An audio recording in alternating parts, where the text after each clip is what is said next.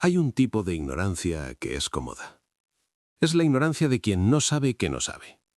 La ignorancia de quien ha recibido una versión de la historia, incompleta y distorsionada, y la ha aceptado como el mapa completo del territorio. No porque sea perezoso ni porque sea poco inteligente, sino porque nadie le mostró nunca que el mapa tenía zonas en blanco. Esta noche vamos a entrar en las zonas en blanco. No en las zonas inventadas, no en las zonas de la especulación sin fundamento. En las zonas que los arqueólogos han excavado, que los epigrafistas han descifrado, que los historiadores han estudiado durante décadas y que, sin embargo, no han llegado a los libros de texto ni a los documentales populares, porque son demasiado complicadas para la narrativa simple que el mundo occidental construyó sobre Persia hace 25 siglos, y de la que todavía no ha terminado de desprenderse. Vamos a hablar esta noche de tecnología. No de tecnología en el sentido de gadgets y máquinas. Tecnología en el sentido más profundo y más antiguo de la palabra, el conocimiento aplicado. La capacidad de entender cómo funciona el mundo y de usar ese entendimiento para hacer cosas que de otra manera serían imposibles. Vamos a hablar de un sistema de irrigación que mantuvo viva a una civilización entera durante milenios en uno de los desiertos más inhóspitos del planeta y que todavía funciona hoy. Vamos a hablar de una técnica de refrigeración que producía hielo en el desierto, en pleno verano, sin electricidad, sin motor, sin ninguna fuente de energía externa excepto el cielo nocturno. Vamos a hablar de una arquitectura del viento que convirtió el calor más brutal del planeta en aire acondicionado natural 2000 años antes de que Willis Carrier patentara el primer sistema mecánico de enfriamiento. Vamos a hablar de una medicina que conocía la circulación de enfermedades a través del agua contaminada 1000 años antes de que la ciencia occidental lo redescubriera. Vamos a hablar de un sistema de justicia que estableció principios que el mundo occidental tardó 2000 años en formular con palabras propias. Y vamos a hablar de algo más difícil de categorizar, una visión del cosmos, del tiempo y de la responsabilidad humana que sigue siendo, 3000 años después, una de las ideas más radicales y más subversivas que la mente humana ha producido. Todo esto existió. Todo esto fue real. Y casi todo esto ha sido ignorado, minimizado o directamente borrado del relato que Occidente cuenta sobre los orígenes de la civilización. Esta noche vamos a devolverlo a la luz. Empieza por el agua. Siempre empieza por el agua, porque en el desierto todo lo demás es secundario. Sin agua no hay agricultura. Sin agricultura no hay ciudad. Sin ciudad no hay civilización. La historia de todas las civilizaciones del mundo árido es, en su nivel más fundamental, la historia de la búsqueda del agua. Los egipcios tenían el Nilo, los mesopotámicos tenían el Tigris y el Éufrates. Irán no tenía nada comparable. La meseta iraní recibe entre 100 y 200 milímetros de lluvia al año, en sus partes más habitables. Para comparar, Madrid recibe 400 milímetros, Londres recibe 600, la selva amazónica recibe 2000. 100 milímetros al año, en un territorio del tamaño de España más Francia más Alemania juntas. ¿Cómo construyeron allí el imperio más grande del mundo antiguo?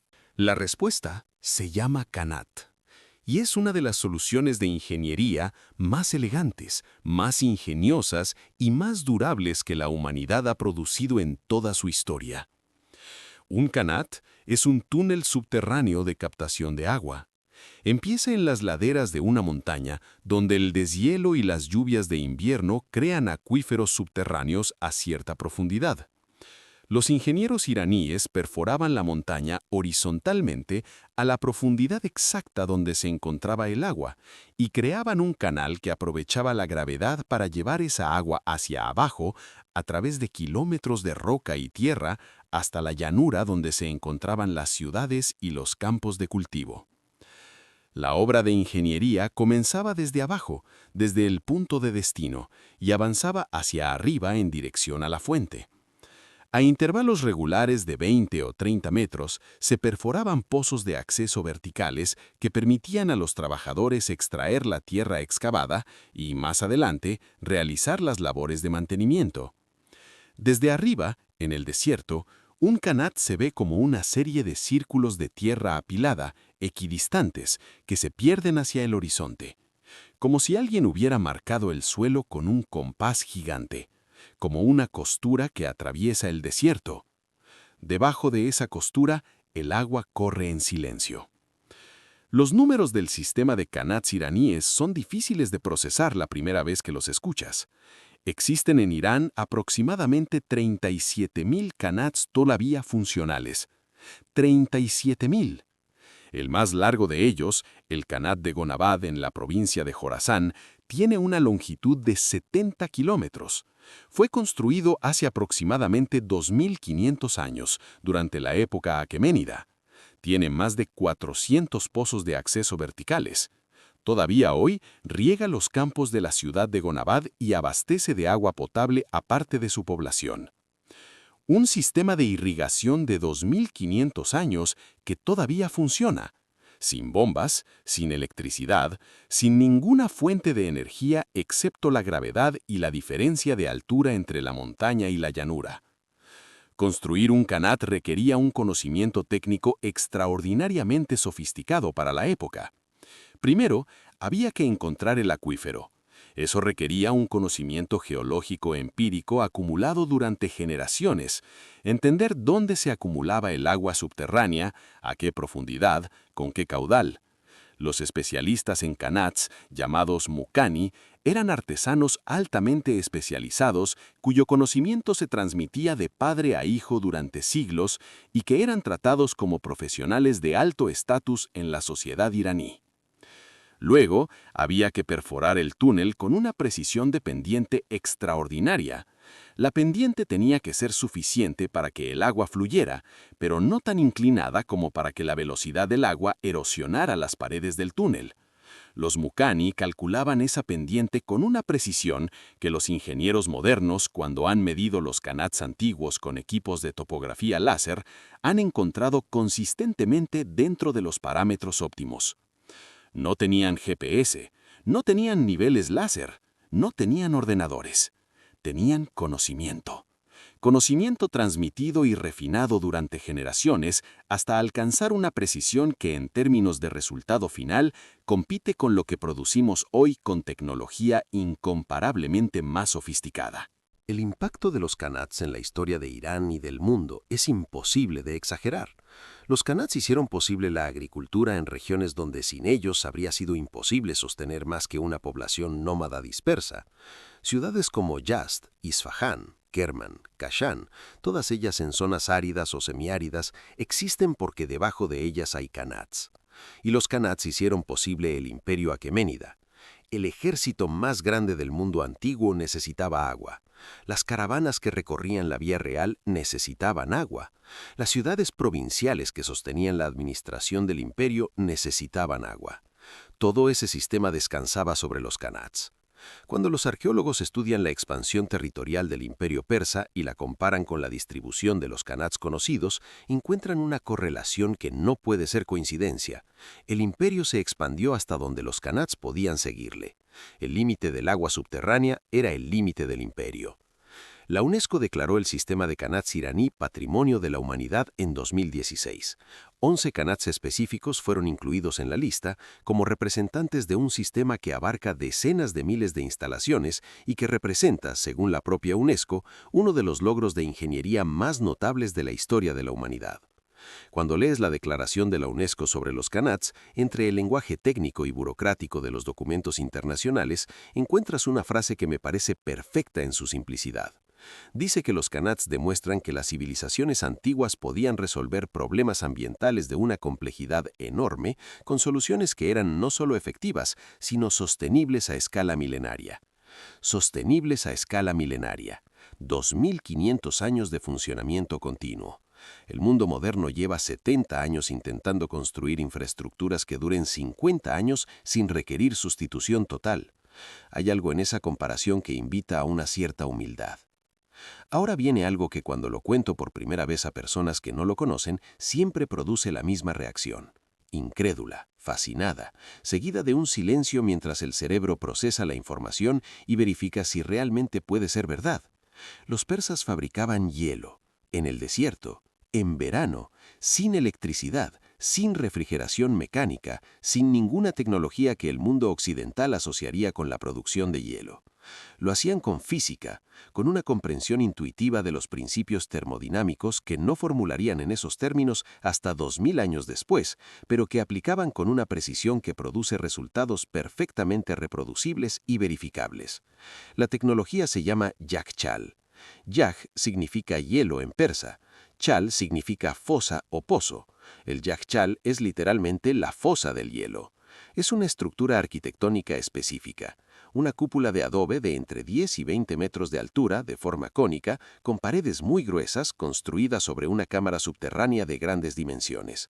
Cuando la ves por primera vez en fotografía, parece simplemente una cúpula, algo entre un iglú gigante y una colmena de adobe. Inofensiva, anónima, el tipo de estructura que un turista podría pasar de largo sin que llamara especialmente su atención. Pero lo que ocurre dentro de esa estructura es algo que los físicos modernos reconocen inmediatamente como una aplicación brillante de varios principios simultáneos de termodinámica. El sistema funciona de la siguiente manera. Durante el invierno, cuando las temperaturas nocturnas caen bajo cero, incluso en las llanuras áridas del centro de Irán, el agua de los kanats se dirigía a unas piscinas someras situadas en la sombra de un muro de tierra que las protegía del sol. Durante las noches frías de invierno, el agua se helaba. El hielo se cortaba en bloques y se transportaba a la cámara subterránea del Yaghchal. La cámara subterránea estaba diseñada para mantener temperaturas bajo cero durante todo el año, gracias a varios factores combinados. El primero es la inercia térmica de la Tierra. A suficiente profundidad, la temperatura del suelo permanece constante todo el año, alrededor de los 12 o 15 grados, independientemente de la temperatura exterior. En el desierto iraní, donde el verano lleva las temperaturas a 45 o 50 grados en la superficie, el subsuelo profundo es comparativamente fresco. El segundo es la arquitectura de la cúpula. La forma cónica del Yaghchal crea una circulación de aire específica. El aire caliente sube por la cúpula y escapa por la abertura en la cima. El aire frío de la noche entra por aberturas en la base norte de la estructura, se enfría al contacto con el hielo almacenado y se mantiene en la parte baja de la cámara, donde el hielo está almacenado. El tercero es el material de construcción. Las paredes del Yaghchal están construidas con una mezcla específica de adobe que incluye arena, arcilla, pelo de cabra, cal y huevo. Esta mezcla, llamada saruch, tiene propiedades aislantes extraordinarias, es casi impermeable al agua y tiene una conductividad térmica muy baja, lo que significa que transfiere muy poco calor entre el interior y el exterior. El resultado de todo esto es que el hielo almacenado en invierno podía mantenerse sólido hasta bien entrado el verano. No todo el hielo. No perfectamente. El sistema no es un congelador moderno con temperatura constante garantizada. Pero lo suficiente para que el hielo almacenado en los meses fríos estuviera disponible para uso en los meses calurosos. ¿Para qué usaban el hielo? Para varias cosas. Para enfriar bebidas en la corte real y en las casas de los ricos. Para conservar alimentos perecederos. Para preparar una especialidad persa que todavía existe hoy, el sharbat, que es el origen etimológico e histórico del sorbete europeo y a través de él de los helados modernos. El sorbete que comes en verano tiene un linaje que se remonta directamente a los yaghchales persas de hace 2500 años. Pero la dimensión más impresionante del yaghchal no es el hielo de verano. Es la otra aplicación del mismo principio que los ingenieros persas comprendieron, y que da nombre a otro elemento arquitectónico fundamental de la arquitectura iraní clásica. El badgir. El badgir es la torre del viento. Y es quizás el invento de ingeniería civil más elegante que la historia ha producido. Yazd. Si hay una ciudad en el mundo que encarna mejor que ninguna otra el ingenio humano frente al calor extremo, es Yazd. Yazd está en el centro del desierto iraní. En verano las temperaturas alcanzan los 45 grados durante semanas. La ciudad tiene 3000 años de historia continua de ocupación humana. Es, según algunos registros, una de las ciudades habitadas de manera ininterrumpida más antiguas del planeta. ¿Cómo se vive en una ciudad así durante 3000 años, sin aire acondicionado, sin ventiladores eléctricos, sin ninguna de las tecnologías de control térmico que el mundo moderno da por supuestas? La respuesta asoma sobre los tejados de Yazd como una foresta de torres cuadradas de adobe, con aberturas en sus lados, orientadas en direcciones precisas según la rosa de los vientos local.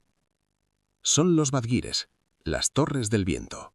El principio de funcionamiento del badgir es, como el del Yakshal, una aplicación simultánea de varios principios físicos que los ingenieros iraníes comprendieron empíricamente antes de que la física moderna los formulara con precisión matemática. Una torre del viento típica tiene entre 10 y 30 metros de altura. Está dividida internamente por tabiques verticales en varios canales. Los canales que están orientados hacia el viento dominante captan el viento y lo dirigen hacia abajo, al interior del edificio. Los canales opuestos crean una diferencia de presión que extrae el aire caliente del interior hacia arriba y al exterior. Pero hay más. En la base de la torre, justo antes de que el flujo de aire capturado entre en las habitaciones del edificio, en los sistemas más sofisticados se hace pasar el flujo de aire por un espacio donde hay agua o vegetación húmeda, o en los sistemas más elaborados, por el canal de salida de un kanat. El aire seco del desierto, al pasar sobre el agua, se enfría por evaporación, el mismo principio por el que sudar enfría el cuerpo. El aire que llega a las habitaciones ha bajado su temperatura varios grados con respecto al aire exterior. En algunos diseños particularmente sofisticados, la combinación de torre del viento y canal de kanat en la base producía una diferencia de temperatura entre el exterior y el interior del edificio de hasta 15 grados en pleno verano. 15 grados. En un día de 45 grados al exterior, el interior de un edificio bien diseñado con badgir podía estar a 30 grados. No es el paraíso, pero es la diferencia entre vivir y morir de golpe de calor.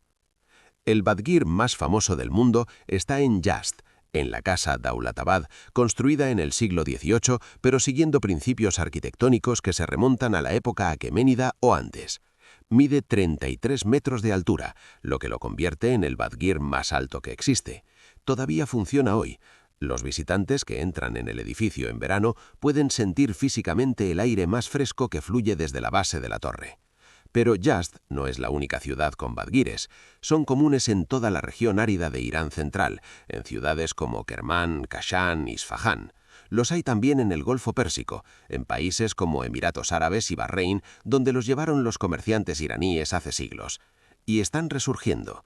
Los arquitectos contemporáneos que trabajan en diseño sostenible y en construcción de bajo consumo energético están estudiando los badgires con un interés creciente, porque el principio que resuelven, enfriar un edificio sin consumir energía eléctrica, es exactamente el problema que la arquitectura verde del siglo XXI está intentando resolver. La solución tenía 2000 años de existencia esperando a ser redescubierta. Hay en Yazd algo más que quiero que visualices antes de que sigamos adelante. El skyline de la ciudad. Si te pones en una azotea de Yazd al atardecer, cuando el sol baja hacia el horizonte y la luz se vuelve dorada, ves un paisaje urbano que no existe en ningún otro lugar del mundo de la misma manera.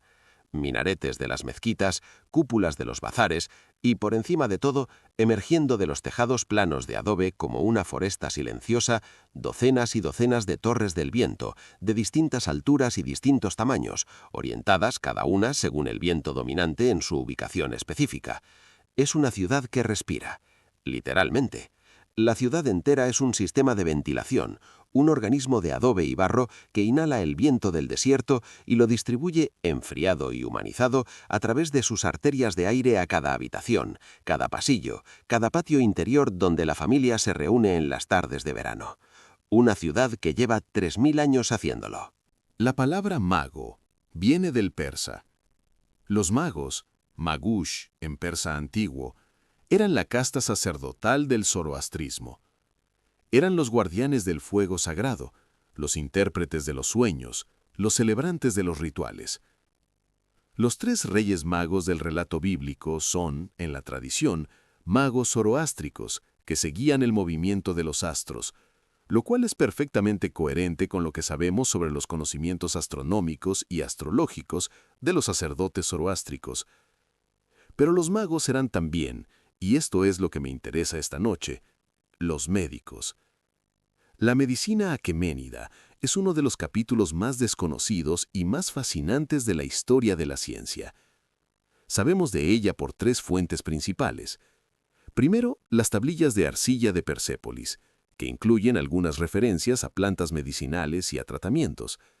Segundo, los textos de la Avesta, el texto sagrado zoroástrico, que incluye el Vendidad, un libro que dedica secciones extensas a cuestiones de salud pública, higiene y medicina. Y tercero, las referencias en textos griegos, especialmente en los escritos médicos del período helenístico, que reconocen explícitamente la deuda de la medicina griega con las tradiciones orientales, incluyendo la persa. El Vendidad, que es probablemente el texto médico más antiguo del mundo en cuanto a los principios que establece, contiene algo que cuando los historiadores de la medicina lo analizaron por primera vez en el siglo XIX, los dejó sin palabras. Contiene una teoría de la enfermedad basada en la contaminación. No contaminación en el sentido mágico o religioso de la impureza ritual, aunque ese elemento también existe. Contaminación en el sentido que hoy llamaríamos microbiológico. La idea de que las enfermedades se transmiten a través del contacto con materiales contaminados, especialmente a través del agua y los alimentos. El Vendidad establece reglas detalladas sobre el manejo de cadáveres, sobre la eliminación de residuos, sobre la protección de las fuentes de agua, sobre el aislamiento de los enfermos. Las reglas sobre el agua son particularmente notables. El texto prohíbe explícitamente defecar en los ríos o en las corrientes de agua. Prohíbe lavar ropa sucia o cuerpos sucios en las fuentes de agua potable. Establece distancias mínimas entre las letrinas y las fuentes de agua. Estas son exactamente las medidas que la medicina del siglo XIX redescubrió como fundamentales para prevenir enfermedades transmitidas por el agua, como el cólera, la fiebre tifoidea y la disentería. John Snow, el médico inglés que en 1854 identificó la bomba de agua contaminada de Broad Street como la fuente del brote de cólera en Londres, es celebrado como el padre de la epidemiología moderna. El Vendidad zoroástrico establecía el mismo principio 2000 años antes. Hay un pasaje del Vendidad que me parece extraordinario en su precisión práctica. Describe cómo debe purificarse el agua que ha sido contaminada por el contacto con un cadáver. El proceso descrito incluye exponer el agua al sol durante un periodo determinado, filtrarla a través de capas de materiales específicos y, en casos graves, hervirla. Hervir el agua para purificarla. Esa recomendación, que la medicina moderna explica porque el calor destruye los patógenos biológicos, está en un texto religioso zoroástrico de hace aproximadamente 3000 años. El texto no sabe que existen los patógenos, no tiene el concepto de bacteria o de virus, pero ha observado, con la acumulación de siglos de experiencia práctica, que el agua hervida no enferma a las personas de la misma manera que el agua sin hervir. Empírico, precientífico en el método, pero científico en el resultado. Los médicos persas de la época aqueménida eran reconocidos en todo el mundo antiguo por su excelencia. Heródoto cuenta, con su habitual mezcla de admiración y ligero despecho, que los reyes persas tenían médicos egipcios en su corte porque los egipcios eran los mejores médicos del mundo. Pero añade que cuando los médicos persas llegaron a ser suficientemente buenos, los egipcios quedaron relegados. Darío I, según las crónicas, se lesionó el pie en una cacería y los médicos egipcios de su corte no pudieron tratarlo adecuadamente. Llamaron a un médico griego, Democedes de Crotona, que lo curó. Democedes se convirtió en el médico personal del rey y vivió en la corte persa durante años, lo que sugiere que el intercambio médico entre las tradiciones griega, egipcia y persa era fluido y mutuamente beneficioso. Pero quizá el legado médico más impresionante de la civilización iraní no es de la época aqueménida, sino de la época sasánida, el imperio persa que precedió a la conquista árabe islámica. En el siglo III de nuestra era, los sasánidas fundaron en la ciudad de Gondeshapur, en la región de Juzestán, lo que los historiadores de la medicina consideran el primer hospital del mundo en el sentido moderno del término. No un templo de curación, no un lugar donde los enfermos iban a rezar y esperar la misericordia divina. Un hospital. Un lugar donde médicos formados sistemáticamente aplicaban conocimientos sistematizados para tratar enfermedades siguiendo protocolos establecidos. La Academia de Gondeshapur reunía médicos de la tradición griega, de la tradición india, de la tradición persa y más tarde de la tradición siria cristiana. Allí se tradujeron los textos de Hipócrates y Galeno al persa y al siríaco. Allí se compararon los conocimientos anatómicos griegos con los conocimientos quirúrgicos indios. Allí se desarrolló lo que hoy podríamos llamar medicina comparada, el estudio sistemático de diferentes tradiciones para extraer los principios comunes. Cuando el Islam llegó en el siglo VII y los árabes conquistaron Persia, los médicos de Gondeshapur continuaron trabajando. Sus conocimientos fluyeron hacia la tradición médica islámica. Avicena, Ibn Sina, cuyo canon de la medicina era el texto médico estándar en Europa durante 500 años, era la destilación de esa tradición que venía directamente de Gondeshapur. La medicina occidental moderna tiene raíces en Gondeshapur que raramente se reconocen. Hablemos ahora de algo todavía más abstracto, pero igualmente revolucionario: la justicia. No la justicia como concepto filosófico, la justicia como sistema, como conjunto de reglas que se aplican de manera predecible, que los ciudadanos pueden conocer de antemano, que limitan el poder arbitrario del gobernante. El mundo occidental aprende en la escuela que el origen del derecho está en Roma, que el derecho romano, con sus categorías de persona jurídica, contrato, propiedad, es el fundamento sobre el que descansa todo el sistema legal del mundo occidental moderno. Eso es en gran medida verdad, pero el derecho romano bebió de fuentes más antiguas, y una de las más importantes, una de las que los propios romanos reconocían aunque los libros de texto occidentales raramente mencionan, era la tradición legal persa. Darío I, el gran organizador del imperio aqueménida, no fue solo el constructor de Persépolis y de la Vía Real. Fue también el reformador legal más ambicioso que el mundo antiguo había producido hasta su época. Darío codificó el derecho del imperio. No inventó un derecho desde cero.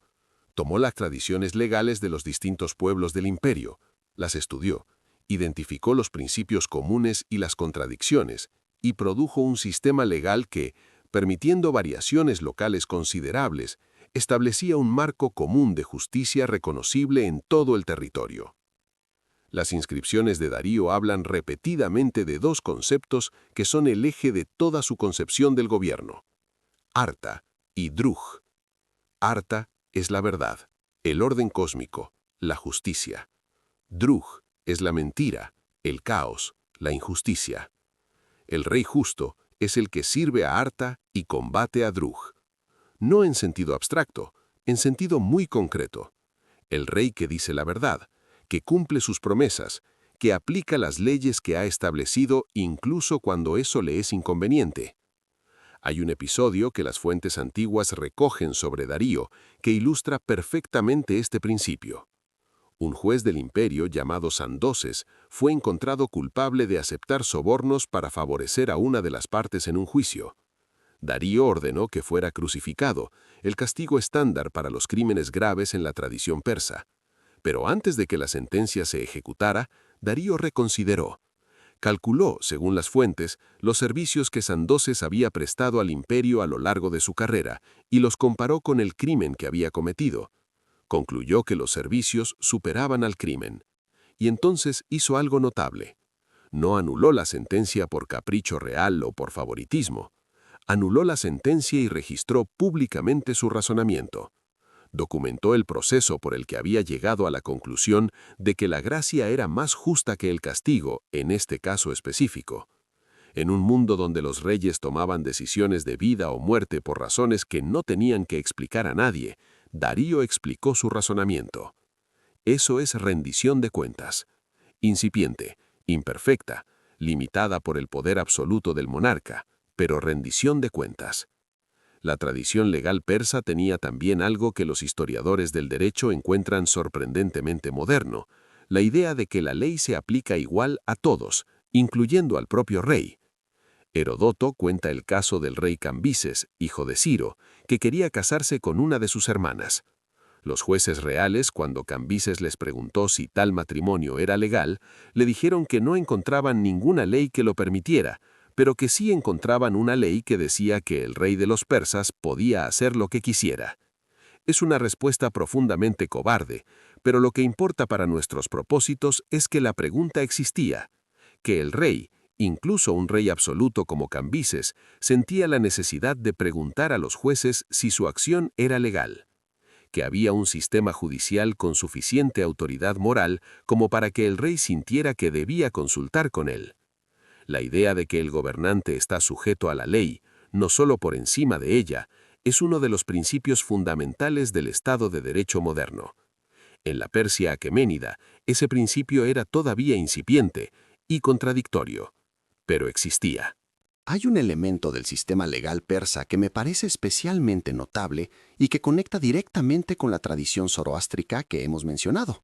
Los jueces persas tenían prohibido tomar decisiones bajo la influencia del alcohol o de cualquier sustancia que alterara el juicio. Hasta aquí, razonable. Pero también tenían prohibido tomar decisiones bajo el influjo de emociones fuertes como la ira o el miedo. El Vendidad zoroástrico establece que el juicio correcto solo puede venir de una mente en estado de arta, de verdad y orden interior. Una mente perturbada por la ira, el miedo, el deseo de complacer a los poderosos o el desprecio a los débiles, no puede producir justicia. Eso es psicología judicial, la comprensión de que el estado mental del juez afecta a la calidad de sus decisiones.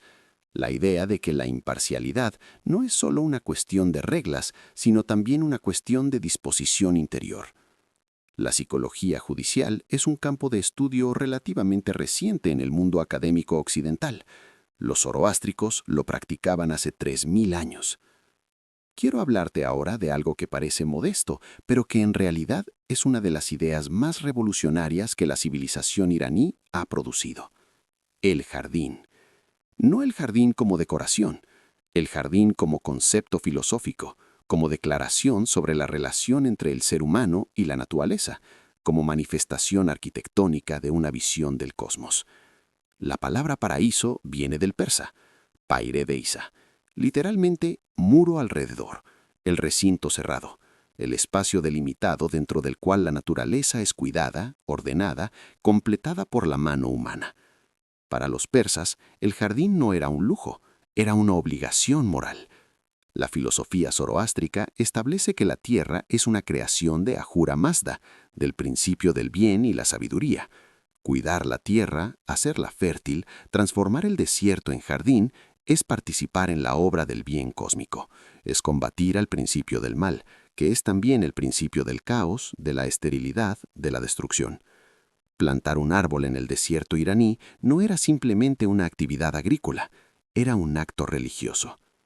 Los jardines persas, los jardines que los arquitectos y los paisajistas de todo el mundo estudian todavía hoy, seguían un diseño específico que tiene un nombre técnico en persa, chaharbagh, que significa literalmente 4 jardines.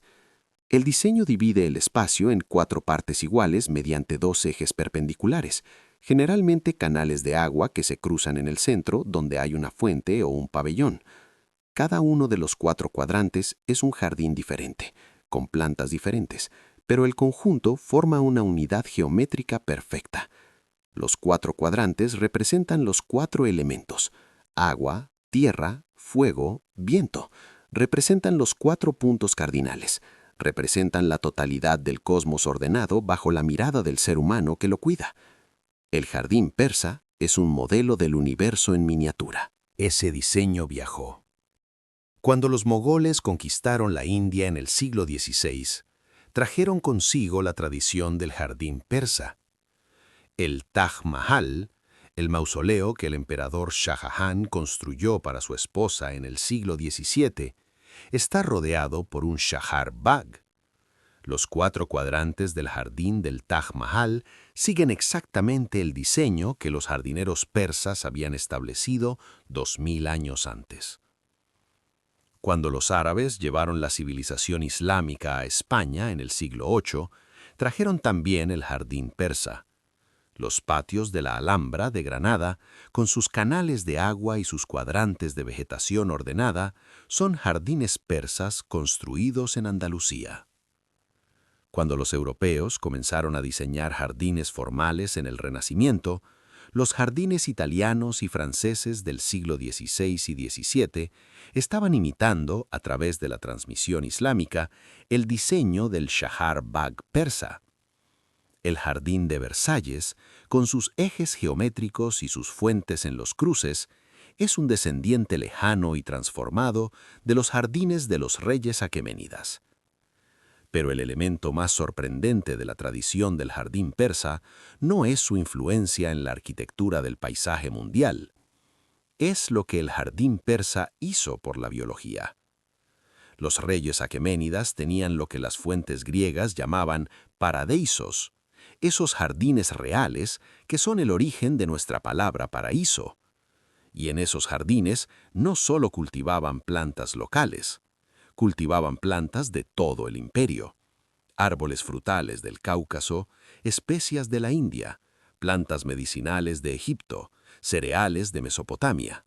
Y también, crucialmente, plantas de lugares que sus exploradores y comerciantes habían visitado más allá de las fronteras del imperio.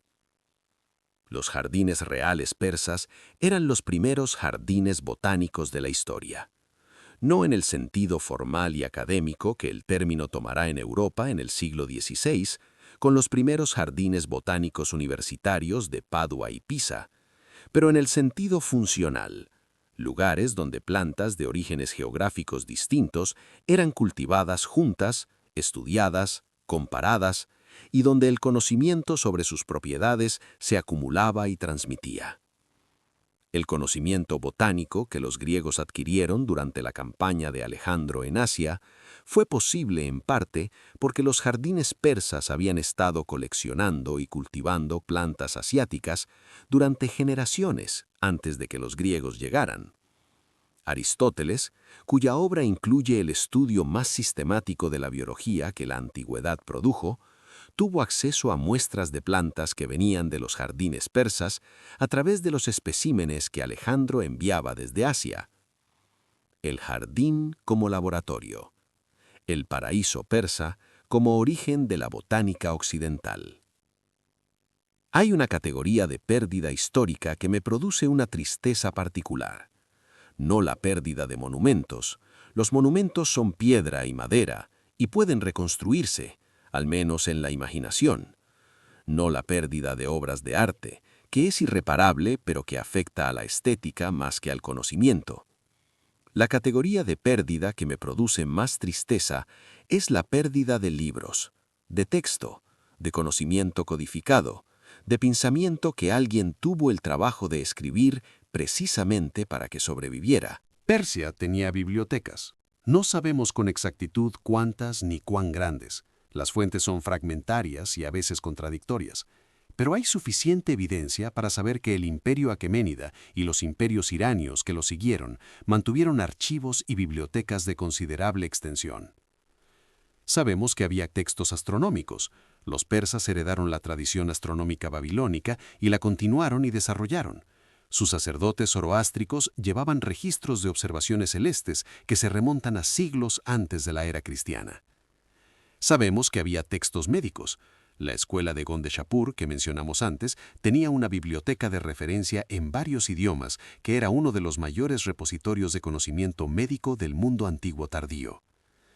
Sabemos que había textos legales, porque el sistema legal del imperio tenía que estar codificado en algún lugar para que los jueces de 20 provincias diferentes pudieran aplicarlo con alguna coherencia. Sabemos que había textos religiosos. El Avesta, el texto sagrado zoroástrico, fue compilado y escrito en múltiples versiones a lo largo de siglos. La versión que tenemos hoy, el Avesta que los sacerdotes zoroástricos modernos estudian, representa aproximadamente un cuarto del texto original según los propios sacerdotes, que conservan la memoria de lo que existía y lo que se perdió. 3/4 partes del Avesta original están perdidas. ¿Dónde están esos textos? Parte de la respuesta es el fuego de Alejandro en Persépolis. Los archivos del complejo palaciego ardieron en esa noche del 330 a.C. que hemos descrito en episodios anteriores. Parte de la respuesta está en la conquista árabe del siglo VII. Las fuentes zoroástricos persas conservan la memoria de lo que los sacerdotes llamaron la segunda destrucción de la Avesta, la quema de textos religiosos zoroástricos durante la expansión islámica. ¿Cuánto de esto es historia documentada y cuánto es memoria traumática que amplifica los hechos reales? Los historiadores todavía lo debaten. Parte de la respuesta está en la invasión mongola del siglo XIII. Los mongoles destruyeron ciudades enteras en Irán con una thoroughness que los cronistas de la época describían con estupor. La ciudad de Merv, que era uno de los grandes centros culturales del mundo islámico medieval iraní, fue destruida tan completamente que nunca se recuperó. Sus bibliotecas ardieron. 3 grandes destrucciones de conocimiento iraní en 2000 años. Pero hay algo que sobrevivió, y que su supervivencia es en sí misma una historia notable: la tradición oral. Los sacerdotes zoroástricos, los Moved, memorizaban los textos sagrados, no como respaldo o redundancia de los textos escritos, como la forma primaria y más sagrada de preservación, la voz humana como el recipiente más digno para las palabras de Zaratustra. Cuando los textos escritos ardían, la memoria humana sobrevivía. Cuando los ejércitos conquistadores quemaban las bibliotecas, los sacerdotes seguían recitando. Hay textos de la Avesta que existen hoy porque fueron recitados ininterrumpidamente, de maestro a discípulo, durante 1500 años, sin escuela, sin institución, a veces en la clandestinidad cuando la práctica zoroástrica era peligrosa, siempre con la conciencia de que si esa cadena se rompía, si una generación fallaba en transmitir lo que había recibido, algo irreemplazable desaparecería del mundo. La librería más importante de la civilización iraní antigua no estaba en Persépolis, estaba en la memoria de los sacerdotes, y todavía está ahí. Llegamos ahora a lo más difícil de explicar, y quizás a lo más importante: la filosofía del tiempo. No la astronomía, aunque los iraníes fueron grandes astrónomos; no el calendario, aunque el calendario persa solar, el mismo que Irán usa hoy, es uno de los más precisos que existen, más preciso que el gregoriano en la correspondencia entre el año civil y el año astronómico. La filosofía del tiempo. La manera en que la civilización iraní entendió la relación entre el presente y el pasado, entre lo efímero y lo permanente, entre la vida individual y la duración cósmica. El zoroastrismo tiene una concepción del tiempo que es única entre las grandes tradiciones religiosas del mundo antiguo. La mayoría de las tradiciones antiguas conciben el tiempo como cíclico. El tiempo griego es cíclico. Las edades del mundo se suceden, declinan y vuelven a empezar. El tiempo hindú es cíclico. Los yugas se suceden en ciclos de millones de años. El tiempo babilónico es cíclico. Los grandes ciclos astronómicos se repiten y la historia con ellos. El zoroastrismo concibe el tiempo como lineal. El cosmos comenzó en un momento específico, creado por Ahura Mazda. El cosmos está en proceso de transformación y lucha entre el bien y el mal a lo largo de ese tiempo lineal. El cosmos terminará en un momento específico, con la victoria final del bien, la resurrección de los muertos, el juicio de todas las almas y la renovación del universo en un estado de perfección permanente. Esa estructura lineal del tiempo, con un comienzo, un desarrollo y un fin, con un juicio final y una resurrección, es la estructura que el judaísmo tardío, el cristianismo y el islam heredarían y desarrollarían. La idea del fin de los tiempos, del apocalipsis, del juicio final, que está tan integrada en la cultura occidental que parece natural, viene del zoroastrismo iraní. Pero la dimensión del tiempo que más me interesa en esta historia es la más práctica y la más misteriosa al mismo tiempo: la idea persa de la memoria como responsabilidad. Los textos zoroástricos hablan repetidamente de la importancia de recordar, no en el sentido nostálgico o sentimental, en el sentido ético. Recordar lo que ocurrió, preservar el conocimiento de lo que fue, es una obligación moral, porque sin ese conocimiento las generaciones futuras no pueden aprender de los errores y los logros del pasado.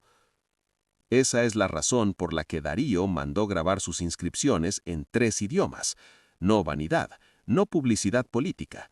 La convicción de que documentar lo que ocurrió es un deber hacia las generaciones que vendrán. Esa es la razón por la que los sacerdotes zoroástricos memorizaban los textos sagrados en lugar de simplemente guardarlos en una biblioteca, porque los libros pueden arder, pero la memoria transmitida de voz en voz es más difícil de destruir.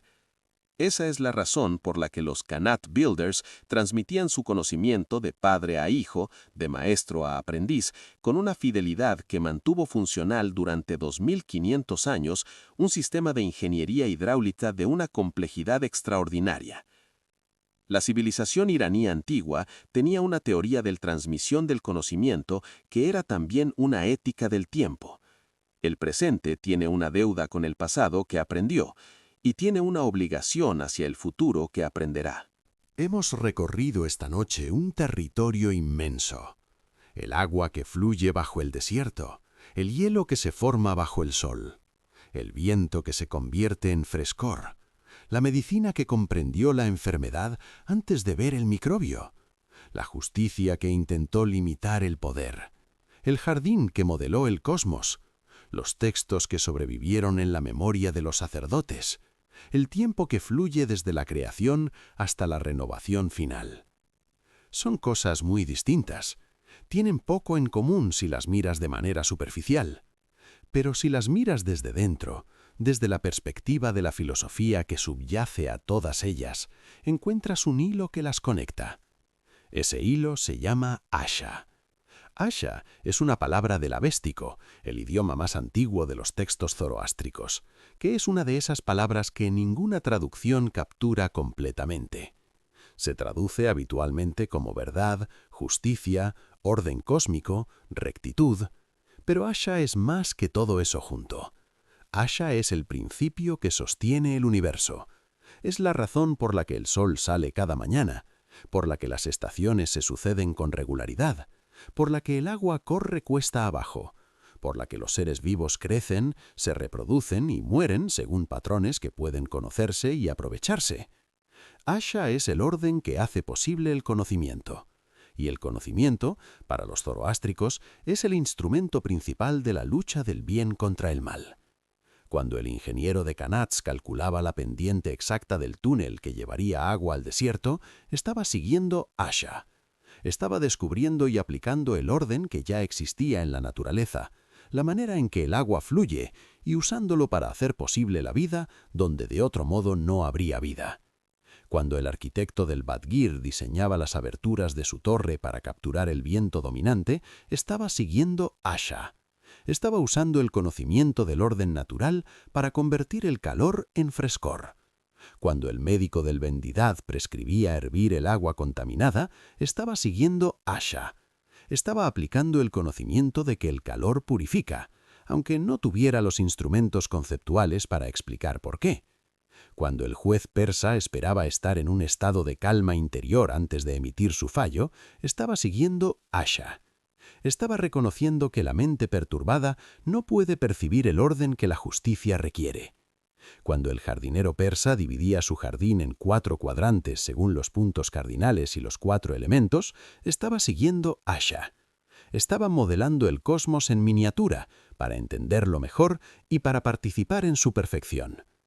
Asha es la razón por la que todas estas cosas pertenecen a la misma civilización.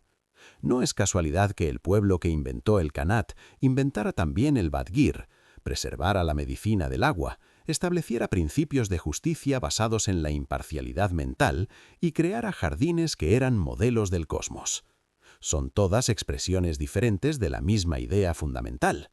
El universo tiene un orden. Ese orden puede conocerse. Conocerlo es una obligación moral, y aplicar ese conocimiento para reducir el sufrimiento humano y hacer la tierra más fértil es la forma más alta de acción que un ser humano puede realizar. Termino esta noche con una reflexión que no es histórica, sino completamente contemporánea. El mundo en el siglo XXI enfrenta desafíos que en muchos aspectos se parecen a los que la civilización iraní antigua enfrentó en la meseta árida hace 3000 años. Escasez de agua, calentamiento climático, la necesidad de construir entornos habitables en condiciones cada vez más extremas, la necesidad de desarrollar sistemas de energía que funcionen sin consumir recursos no renovables, la necesidad de sistemas de justicia que sean predecibles y accesibles para todos.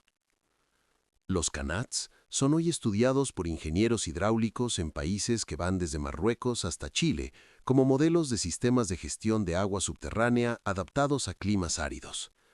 Los Badguires son estudiados por arquitectos especializados en diseño bioclimático en todo el mundo como modelos de sistemas de ventilación pasiva que no consumen energía. Los principios de medicina preventiva del Vendidad, la protección de las fuentes de agua, el aislamiento de enfermos, la higiene básica, son los mismos principios que la Organización Mundial de la Salud sigue propagando hoy en las regiones del mundo donde todavía no han llegado de manera efectiva. El jardín persa es estudiado por urbanistas y diseñadores de espacios públicos como modelo de integración de la naturaleza en el entorno construido. No es nostalgia, no es la idea de que debemos volver al pasado. Es algo más sutil y más importante. Es el reconocimiento de que los problemas que el siglo XXI llama nuevos no siempre lo son, que a veces las soluciones que buscamos con enorme inversión en investigación y desarrollo ya fueron encontradas antes, en contextos diferentes, con tecnologías diferentes, por personas que trabajaban con nada más que observación paciente, conocimiento acumulado y la convicción filosófica de que el universo tiene un orden que puede descubrirse. La civilización iraní antigua no tenía ordenadores, no tenía ingeniería estructural en el sentido moderno, no tenía microbiología, ni epidemiología, ni termodinámica como disciplinas formales. Tenía Asha. Tenía la convicción de que el universo tiene orden y que ese orden puede conocerse. Y con esa convicción construyó soluciones que siguen siendo válidas 2500 años después. Esta noche, mientras duermes, el agua corre en silencio bajo el desierto iraní. En los Qanats que todavía funcionan, los mismos que los ingenieros aqueménidas diseñaron cuando Darío I estaba construyendo Persépolis, el agua se mueve lentamente hacia abajo, siguiendo la pendiente calculada con una precisión extraordinaria hace 2500 años. No necesita electricidad, no necesita mantenimiento diario, no necesita que nadie la vigile durante la noche. Solo necesita que alguien la cuide, que alguien limpie los canales de vez en cuando, que alguien transmita a la siguiente generación el conocimiento de cómo funciona y por qué importa. Eso es todo lo que necesita para seguir funcionando otros 2500 años. Hay algo en esa imagen que me parece la metáfora perfecta para toda la civilización que hemos descrito esta noche. Una civilización que entendió que el conocimiento no es un tesoro que se acumula y se guarda, es agua. Tiene que fluir para permanecer viva, y su única condición de supervivencia es que haya alguien que cuide el canal. Gracias por haber estado esta noche en este canal. Que tu descanso sea tan profundo como los Qanats bajo el desierto de Yazd. Que tus sueños tengan la geometría perfecta de un Chahar Bagh persa.